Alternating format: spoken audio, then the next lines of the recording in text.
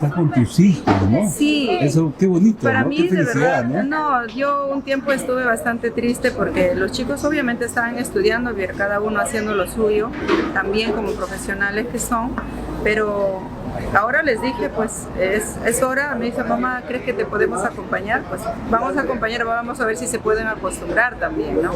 Cada uno son profesionales en su campo, pero también le gana la música. Le gusta, es que la herencia. Pues, Alejandro ¿no? tiene 12 años a mi lado tocando el bajo, toca primera guitarra, Alejandro canta, y para nuestro aniversario, cortando de repente este momento, aprovechando, para mi aniversario tenemos una canción muy bonita preparado con Alejandro para cantar a dúo, con Alejandro, su creación de mi hijo, al igual que con Quillay, también sus creaciones.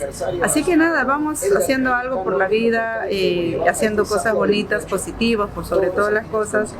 Y ahora feliz porque celebramos pues ya 33 años, Julián. ¿Cómo ha pasado el tiempo? Años, mira, ya pintamos canas, ya estamos... Ya... De hecho, va a haber un grandioso aniversario también. Un grandioso aniversario con grandes estrellas.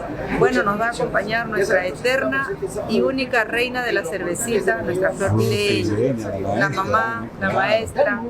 La amo tanto. Éxito, mamá. Gracias, mi Julián. Mucho beso para ti. Gracias.